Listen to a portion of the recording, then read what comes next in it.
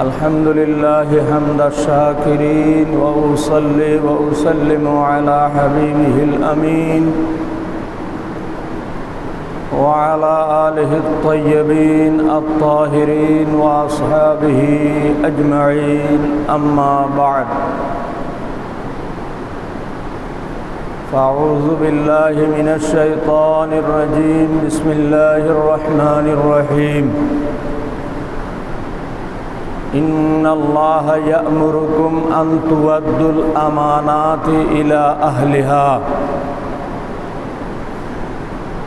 وأيضا قال الله عز وجل في شأن حبيبه ومحبوبه مخبرا وآمرا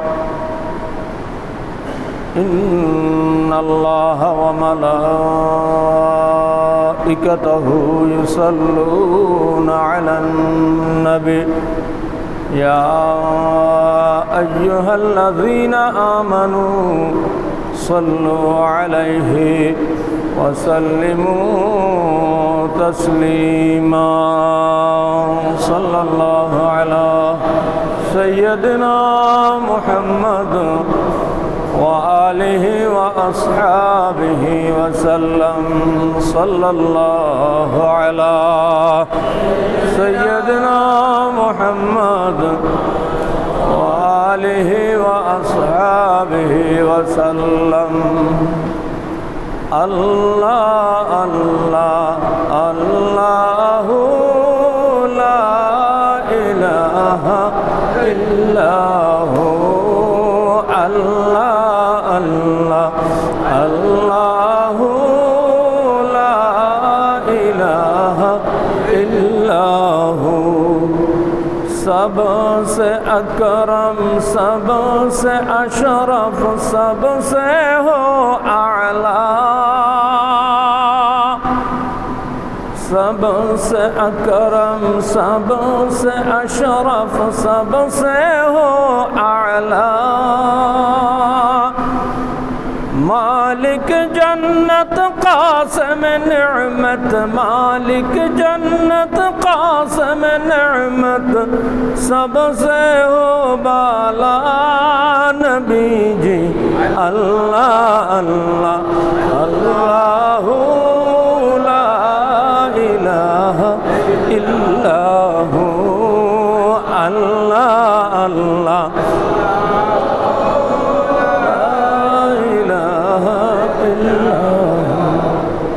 यासीन तोहा कमली वाला कुरान की तफसीर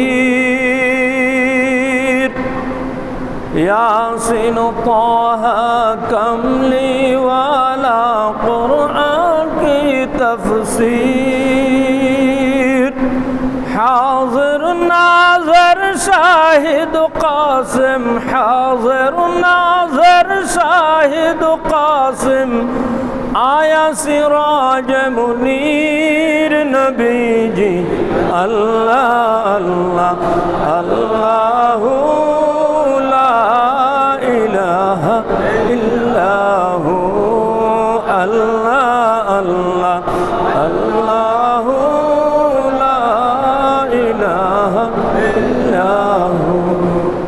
प्यारी सूरत हंसता चेहरा मुँह से जड़ते फूल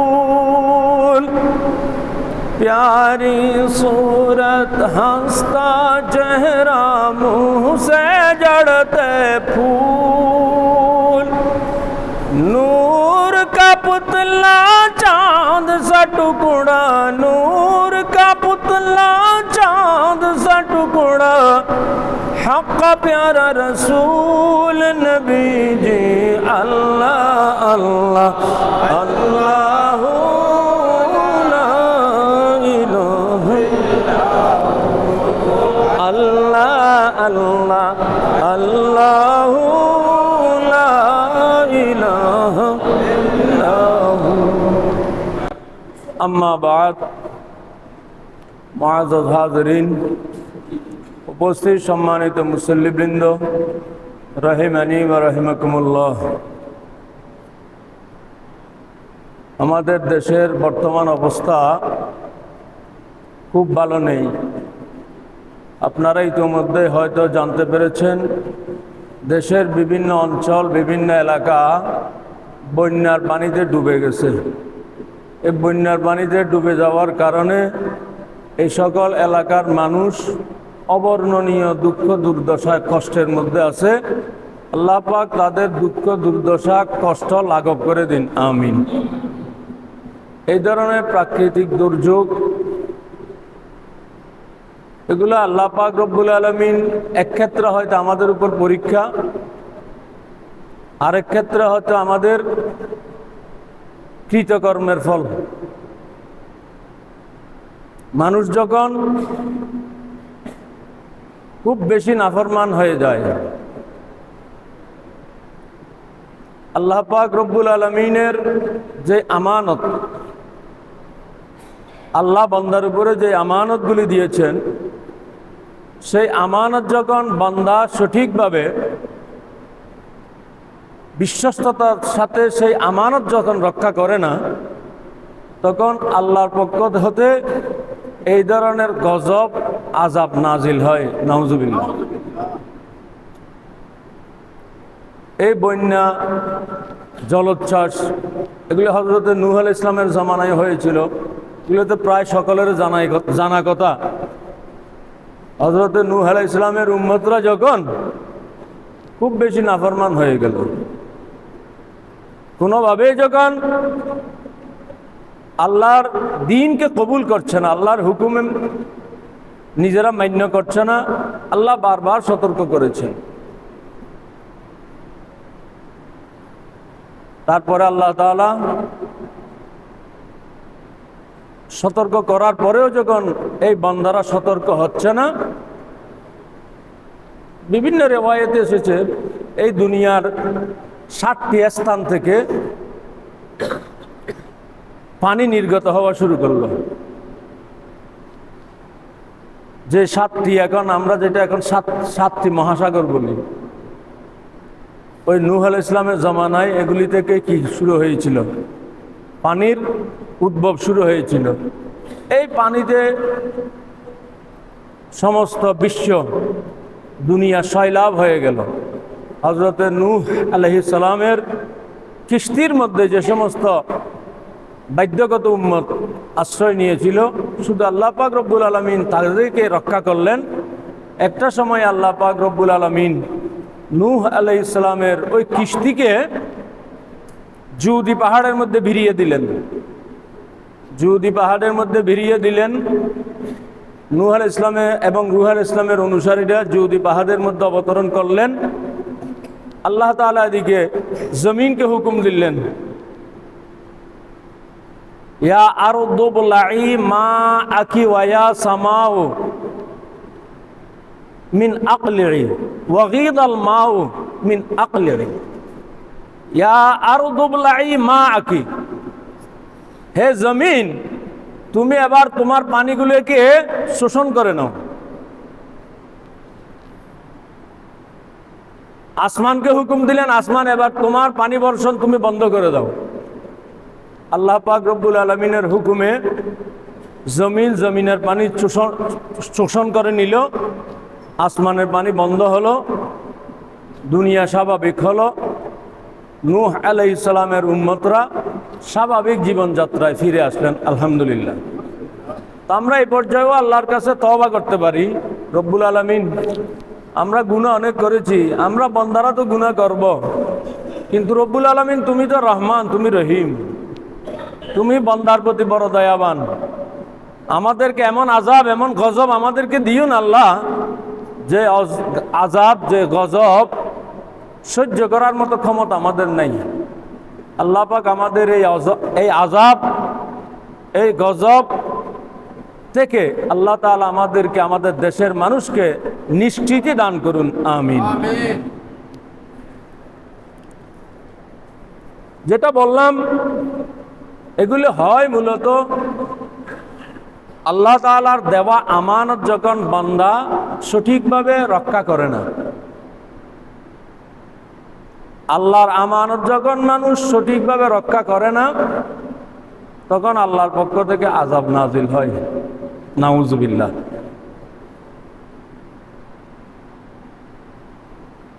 যেমন আল্লাহ তাআলা হুকুম দিচ্ছেন, ইন্নাল্লাহা ইয়া'মুরুকুম আন তুআদ্দুল আমানাতি ইলা আহলিহা। আল্লাহ তাআলা তোমাদেরকে হুকুম দিচ্ছেন, আল্লাহ তোমাদেরকে নির্দেশ দিচ্ছেন, তোমরা যাতে আমানত তার প্রাপকের কাছে যথাযথভাবে ফিরিয়ে দাও। সুবহানাল্লাহ। আমানত তার প্রাপকের কাছে যথাযথ ফিরিয়ে দেওয়ার হুকুম আল্লাহ তাআলা আমাদের উপরে দিয়েছেন। এই জন্য আমানত রক্ষা করা এটা ফরজ। এখন আমানত জিনিসটা কি? আমরা সচরাচর যেটা বুঝি আমানত বলতে, কেউ একজন আমাকে বিশ্বাস করে আমার কাছে কোনো জিনিস, কোনো টাকা পয়সা গচ্ছিত রাখলো, সেটা আমি যথারীতি সংরক্ষণ করলাম, হেফাজত করলাম। ওই ব্যক্তি যখনই আমার কাছ থেকে সেই গচ্ছিত টাকা পয়সা সম্পদ আমার কাছ থেকে ফেরত চাইল, আমি যথারীতি সেটা ফেরত দিলাম। এটাই হচ্ছে আমানত। আমরা সচরাচর সাধারণভাবে বুঝি আমানত বলতে হচ্ছে এটা। এটা আমানত, ঠিক আছে, এটা হচ্ছে আমানতের একটা প্রকার মাত্র। কেউ কারো কাছে কোনো জিনিস গচ্ছিত রাখলে সেটা সুরক্ষা দেওয়া এবং যথাসময়ে সেই গচ্ছিত সম্পদ ফেরত দেওয়া, এটা আমানত, ঠিক আছে। এটা হচ্ছে আমানতের একটা অংশ মাত্র। নয়তো আমানত এটা একটা বিশাল বিস্তৃত বিষয়। মানুষ যে অবস্থানে আছে সেই অবস্থানে তার উপর কিছু না কিছু আমানত আছে। যেমন হাদিস শরীফে এসেছে, কুল্লুকুম রাইন ওয়া কুল্লুকুম মাসউলুন আন রাইয়াতিহি। তোমরা প্রত্যেকেই দায়িত্ববান এবং তোমরা প্রত্যেকেই তোমাদের দায়িত্ব সম্পর্কে আল্লাহর দরবারে জিজ্ঞাসিত হবে। আল্লাহর দরবারে প্রত্যেকের দায়িত্ব সম্পর্কে আল্লাহর দরবারে জবাবদিহি করতে হবে। সুবহানাল্লাহ। তাহলে এই হাদিস শরীফে কি বোঝা গেল? হুজুর করিম রউফুর রহিম সাল্লাল্লাহু আলাইহি ওয়াসাল্লাম বলছেন, কুল্লুকুম রাইন, তোমরা প্রত্যেকেই দায়িত্বশীল, ওয়া কুল্লুকুম মাসউলুন আন রাইয়াতিহি, এবং তোমাদের যে দায়িত্ব সেই দায়িত্ব সম্পর্কে তোমাদের প্রত্যেককেই জবাবদিহি করতে হবে। তাহলে এখানে বোঝা গেল আমরা প্রত্যেকেই কি দায়িত্বশীল। এখন এই দায়িত্ব যার যার অবস্থান অনুযায়ী, যিনি পরিবারের কর্তা তার উপর গোটা পরিবারের দায়িত্ব, এবং এই গোটা পরিবারের দায়িত্ব যেমন তার উপরে গোটা পরিবারটিকে সুন্দরভাবে সুচারুরূপে পরিচালনা করা তার উপর আমানত। কোন একজন মানুষ গোটা সমাজের উপরে দায়িত্বশীল, সমাজপতি, সমাজের নেতা, তিনি গোটা সমাজের উপরে দায়িত্বশীল এবং এই গোটা সমাজটি যাতে সুন্দরভাবে সুচারুরূপে সঠিকভাবে ইনসাফের উপরে পরিচালিত হয়, সেটা তার উপরে আমানত। একইভাবে যারা রাষ্ট্রের দায়িত্বে আছে, রাষ্ট্রের প্রতিটি কাজ যে অবস্থানে আছে সেই অবস্থানে রাষ্ট্রীয় যে কাজগুলি তার উপরে আছে সেগুলি তার দায়িত্ব। সেই দায়িত্ব সম্পর্কে তিনি জিজ্ঞাসিত হবেন এবং সেই দায়িত্ব পালন করা তার উপরে আমানত। এই আমানত যখন খেয়ানত করা হবে তখন আল্লাহ তাআলা মানুষকে আর ছাড় দেন না, তখন আল্লাহ ধরেন। এই আমানত, এই জিনিসটাই এখন আমাদের মাঝ থেকে প্রায় হারিয়ে গেছে, নাউজুবিল্লাহ। আমরা সাধারণভাবে যেগুলো বুঝি আমানত, আমাদের একেবারে ছোট পর্যায়ে হয়তো পারিবারিক পর্যায়ে আমানত ঠিক আছে, ওই অতটুকু আমানত ঠিক আছে। হয়তো কেউ আমার কাছে কোনো জিনিস রক্ষিত রাখলো, আমি সেই জিনিসের হেফাজত করলাম, যথাসময়ে হয়তো ফেরত দিলাম, এই ধরনের কিছু আমানতদারি হয়তো আছে।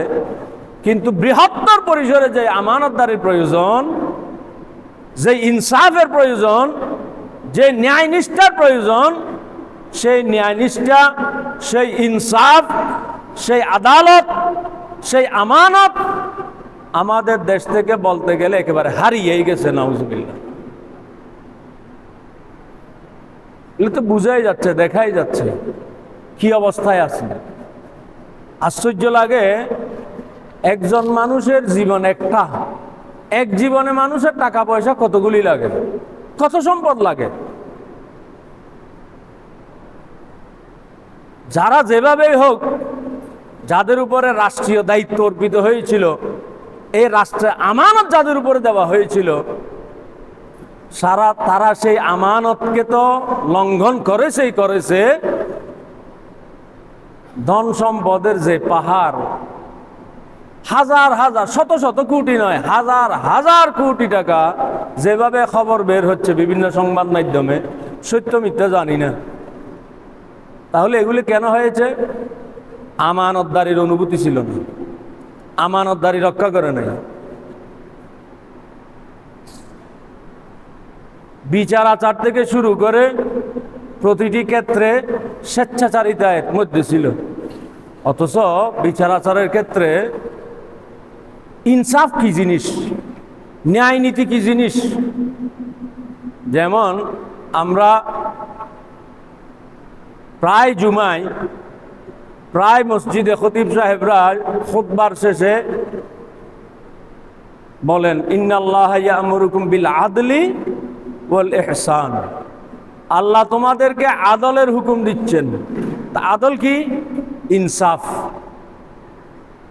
ন্যায়নিষ্ঠতা, সুবিচার, এটাই হচ্ছে আদল। কিন্তু এই আদল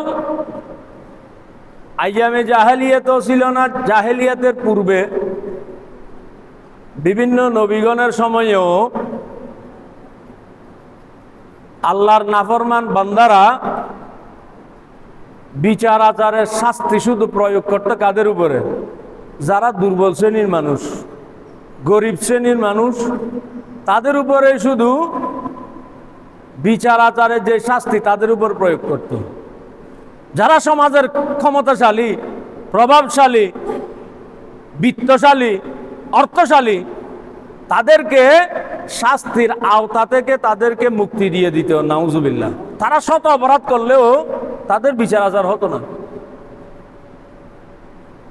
সেই আইয়ামে জাহেলিয়াত এবং আইয়ামে জাহেলিয়াতের পূর্ববর্তী এই যে অসম সমাজ ব্যবস্থা, সেই সমাজ ব্যবস্থায় আমরাও চলে এসেছি। আমাদের দেশেও বলতে গেলে আইন, আদালত, বিচার, শাস্তি এগুলি শুধু দুর্বলদের উপরে।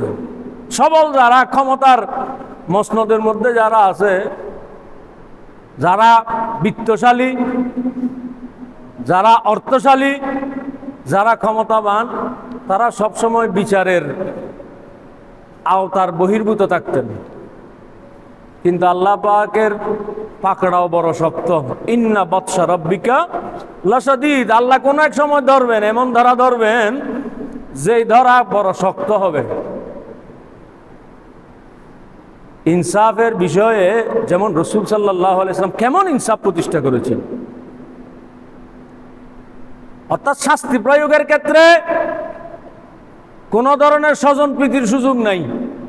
অন্যায় করেছে, শাস্তি প্রয়োগ করতে হবে, প্রাপ্য শাস্তি যা, সেই ব্যক্তি যেই হোক, যত ক্ষমতাশালী হোক, যত সম্ভ্রান্ত হোক, যত বিত্তশালী হোক, তার উপরে শাস্তি প্রয়োগ করতেই হবে।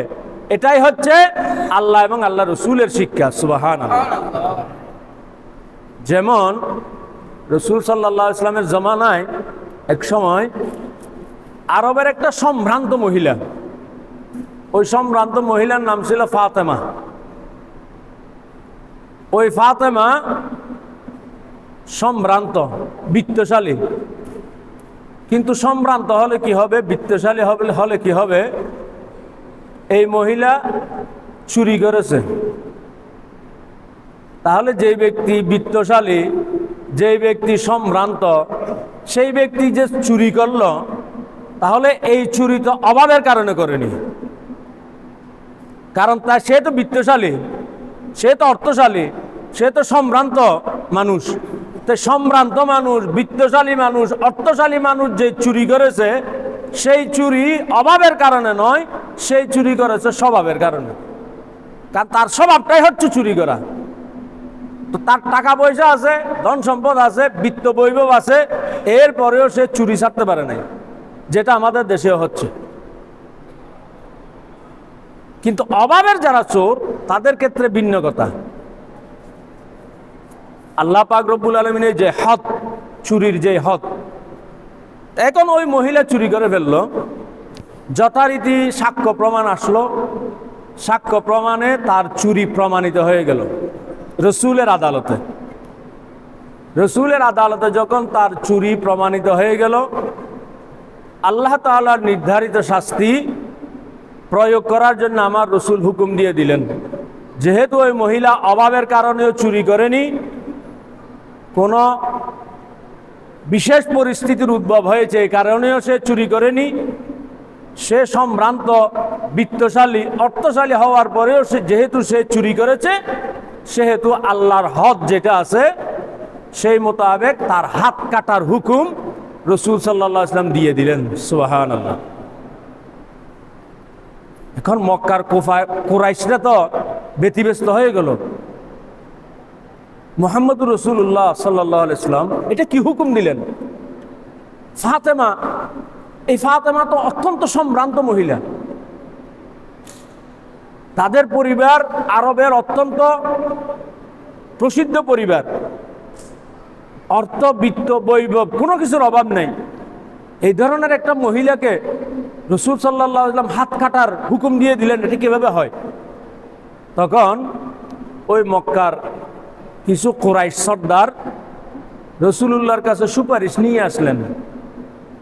বললেন, হে মুহাম্মদ, আপনি যে ওই ফাতেমা নামনি ওই মহিলার উপরে যে চুরির অপরাধে তার হাত কাটার যে হুকুম দিয়েছেন, আপনি সেই হুকুমটা একটু বিবেচনা করুন পুনরায়। কারণ সে অত্যন্ত সম্ভ্রান্ত মহিলা, তাদের পরিবার খুব প্রসিদ্ধ। এত প্রসিদ্ধ পরিবারের, সম্ভ্রান্ত পরিবারের একজন সন্তানের যদি হাত কাটার হুকুম দেন, এটা আমাদের জন্য লজ্জার বিষয় হয়ে যাবে। আপনি বিষয়টা একটু পুনর্বিবেচনা করুন। তখন রাসূল সাল্লাল্লাহু আলাইহি ওয়াসাল্লাম কি জবাব দিলেন? রাসূল সাল্লাল্লাহু আলাইহি ওয়াসাল্লাম অত্যন্ত রাগান্বিত হয়ে গেলেন। বলে, তোমরা আমাকে সুপারিশ করতে এসেছো, যেটা আল্লাহর দেওয়া নির্ধারিত শাস্তি, সেই শাস্তি প্রয়োগ না করার জন্য আমাকে তোমরা সুপারিশ করতে এসেছো। আর এই মহিলা অত্যন্ত সম্ভ্রান্ত বলছো, তোমরা অত্যন্ত উচ্চবংশীয় বলছো। পূর্ববর্তী জামানার উম্মতরা এই ধরনের স্বজন প্রীতির কারণে তারা ধ্বংস হয়েছে, তাদের উপর আযাব নাজিল হয়েছে, গজব নাজিল হয়েছে। আর যে ফাতেমাকে আমি হাত কাটার হুকুম দিয়েছি, সেই ফাতেমা কতটুকু সম্ভ্রান্ত, তার পরিবার কত উচ্চবংশীয়। অথচ তোমরা জেনে রাখো, লাউ সারাকাত ফাতেমাতু বিনতে মুহাম্মাদিন লাকাতাতু ইয়াদাহা, যদি আমি মুহাম্মাদের বেটি, আমি মুহাম্মাদের কন্যা ফাতেমাও যদি চুরি করে, আমি মুহাম্মদ তার হাত কেটে দেব। সুবহানাল্লাহ। মুহাম্মাদের কন্যা ফাতেমা যদি চুরি করে, হযরতে ফাতেমা, মুহাম্মাদের কন্যা ফাতেমা তো চুরি করতে পারে না, এটা অসম্ভব। কিয়ামতের আগে সূর্য পশ্চিম দিকে উদিত হবে, এছাড়া অন্য সময় সূর্য পশ্চিম দিকে উদিত হওয়া এটা অসম্ভব। তেমনি ভাবে হযরতে ফাতেমা চুরি করা তেমনই অসম্ভব। কিন্তু রাসূল ইনসাফ প্রতিষ্ঠার জন্য বলছেন, তোমরা বলছো ওই ফাতেমা সম্ভ্রান্ত, উচ্চবংশীয়, কেমন উচ্চবংশী, আমি মুহাম্মদের কন্যা ফাতেমা যদি চুরি করে তাহলেও আমি আল্লাহর হক, আল্লাহর নির্ধারিত শাস্তি, তার হাত কাটার হুকুম দিয়ে দেবো। সুবহানাল্লাহ। এটাই হচ্ছে ইনসাফ। এই ইনসাফ যতদিন ছিল দুনিয়াটা জান্নাত হিসেবে ছিল। সুবহানাল্লাহ। আর এই ইনসাফ যখন চলে গেল তখন মানুষে মানুষে ব্যবধান সৃষ্টি হয়ে গেল। ইনসাফ এটা কেমন জিনিস, আমানতদারি এগুলি কেমন জিনিস? মানুষ যে মানুষের ধন সম্পদ এভাবে চুরি করে ডাকাতি করে আত্মসাৎ করে ফেলে। একজন মানুষের কিছু সম্পদ চুরি করে ফেললাম, কথার কথা, তার সম্পদ আত্মসাৎ করে ফেললাম, কেউ আত্মসাৎ করে ফেললো। এটার একটা সুযোগ থাকে, যদি কোনো এক সময় সুযোগ হয় সেই ব্যক্তির কাছ থেকে মাফ চেয়ে নেওয়ার একটা সুযোগ থাকে।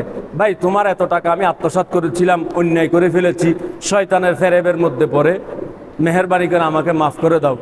যদি ওই মানুষটি দয়া করে মাফ করে দেয়, আলহামদুলিল্লাহ, এত বড় গুনাহ থেকে সে মুক্তি পেয়ে যাবে। কিন্তু যখন সেই সম্পদ যখন রাষ্ট্রীয় সম্পদ হবে তখন এখানে আর মাফ পাওয়ার সুযোগ নেই। কার কাছ থেকে মাফ চাইবে? রাষ্ট্রের যে সম্পদ, সেই সম্পদের মালিকানা গোটা 17 কোটি মানুষের, তো কার কাছ থেকে মাফ চাইবে? এই ধরনের গুনাহের মাফ চাওয়ার কোনো সুযোগ নেই। অথচ সাহাবীরা কতটুকু ন্যায় নীতি ছিলেন। একটা ছোট্ট ঘটনা বলি। এক সাহাবী প্রতিদিন ফজরের নামাজ পড়ে আমার রসুলের সাথে, প্রায় প্রতিদিনই ফজরের নামাজ পড়ে রসুল সাল্লাল্লাহু আলাইহি ওয়াসাল্লাম সালাম ফিরিয়ে ফেললেন। সালাম ফিরানোর সাথে সাথেই ওই সাহাবী বের হয়ে যায়। প্রতিদিনই করে এটা। নামাজ শেষ, সালাম ফিরানো হয়ে গেছে, ওই সাহাবী বের হয়ে চলে যায়। কিন্তু প্রতিদিনই, প্রায় প্রতিদিন নামাজ, ফজর নামাজের পরে রসুল সাল্লাল্লাহু আলাইহি ওয়াসাল্লাম মুখ ঘুরিয়ে সাহাবীদেরকে কিছু নসিহত করেন। কিন্তু এই সাহাবী সেই নসিহত না শুনে বের হয়ে চলে যায়। এভাবে প্রায় প্রতিদিনই করে। একদিন এভাবে যখন সে বের হওয়ার জন্য প্রস্তুতি নিল, রসুল সাল্লাল্লাহু আলাইহি ওয়াসাল্লাম ডাক দিলেন, বসো, দাঁড়াও, বিষয়টা কি? আমি প্রতিদিন লক্ষ্য করি ফজরের নামাজ পড়লে সালাম ফিরানোর সাথে সাথে তুমি মসজিদ থেকে বের হয়ে যাও, এটা কারণটা কি? দেখেন সাহাবীদের হালালের চিন্তাধারা কেমন ছিল। সেই সাহাবী বললেন, ইয়া রাসূলুল্লাহ, আমার পার্শ্ববর্তী প্রতিবেশীর একটা খেজুর গাছ আছে, ওই খেজুর গাছের ডাল আমার উঠানের মধ্যে চলে এসেছে। ওই খেজুর গাছের ডাল আমার উঠানে চলে আসার কারণে রাত্রিবেলা ওই ডাল থেকে কিছু খেজুর আমার উঠানের মধ্যে পড়ে যায়। সারা রাত বাতাসে বা বিভিন্ন কারণে কিছু খেজুর আমার উঠানের মধ্যে পড়ে যায়। আমি যখন ফজরের নামাজ পড়তে আসি তখন দেখি উঠানের মধ্যে বেশ কিছু খেজুর পড়ে আছে। এখন আমি তাড়াতাড়ি নামাজ শেষ করে তাড়াতাড়ি গিয়ে ওই খেজুরগুলি কুড়িয়ে তার উঠানের মধ্যে ফেলে দিয়ে ফেলি। কারণ আমি যদি এখান থেকে দেরি করে বের হই, মসজিদ থেকে যদি আমি দেরি করে বের হই, এর মধ্যে যদি আমার ছোট ছোট ছেলেরা ঘুম থেকে উঠে, বাচ্চারা উঠানে বের হয়, তখন তারা হয়তো খেলার চলে কয়েকটা খেজুর খেয়ে ফেলবে। এই জন্য আমার ছোট ছোট ছেলে মেয়েরা ঘুম থেকে উঠার আগে আমি তাড়াহুড়া করে গিয়ে আমার উঠান থেকে কুড়িয়ে খেজুরগুলি আমার প্রতিবেশীর উঠানের মধ্যে আমি ফেলে দিই। সুবহানাল্লাহ। তাহলে চিন্তা করুন তারা কেমন ইনসাফের মধ্যে ছিলেন। একটা খেজুর বাচ্চারা খেয়ে ফেলবে, এই জন্য নামাজ শেষ করে তাড়াহুড়া করে চলে গেলেন। সেই তালিম কোথায় চলে গেল? এখন আমরা যার কাছ থেকে যত বেশি হকবাজির মাধ্যমে আত্মসাৎ করে ফেলতে পারি, আমরা মনে করি সেই মানুষই সবচেয়ে বুদ্ধিমান। এগুলি আমাদের সাধারণ মানুষের কিছু দোষ আছে।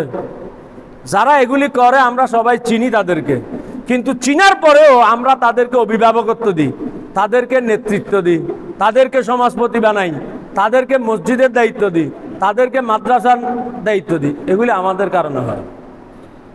তো যখন আমরা এই ধরনের কাজ করব, এটাও হাদিস শরীফে এসেছে, যখন মানুষ এই ধরনের আল্লাহর নাফরমানির মধ্যে বেশি বেশি পরিমাণে যুক্ত হয়ে যাবে, তখন আল্লাহ তাআলা ওই সাধারণ মানুষের উপর জালেম নেতৃত্ব সৃষ্টি করে দেবেন। ওই জালেমরা তখন সাধারণ মানুষের উপরে জুলুমের, অত্যাচারের, নির্যাতনের রোলার চালাবে। নাউজুবিল্লাহ। এই জন্য আমাদেরকে চিন্তা ভাবনা করতে হবে। প্রতিটি মানুষ যেহেতু দায়িত্বশীল এবং এই দায়িত্ব সম্পর্কে আল্লাহর দরবারে জবাবদিহি করতে হবে, তাহলে আমি যে একজন নেতা বানাবো, আমি একজন সমাজপতি বানাবো, আমি একজন অভিভাবক বানাবো, এই অভিভাবক কেমন বানাচ্ছি? একজন সৎ, নেককার, পরহেজগার, সততা সম্পন্ন, মুত্তাকি মানুষ নেতা বানানো, এটা আমার দায়িত্ব, এটা আমার আমানত। তো এটা যখন আমি সঠিকভাবে প্রয়োগ করব না, তাহলে ওই আমানতের খেয়ানত আমিও করলাম। নাউজুবিল্লাহ। আল্লাহ তাআলা আমাদেরকে এই আমানতদারি যথাযথভাবে রক্ষা করার তৌফিক দান করুন। আমিন।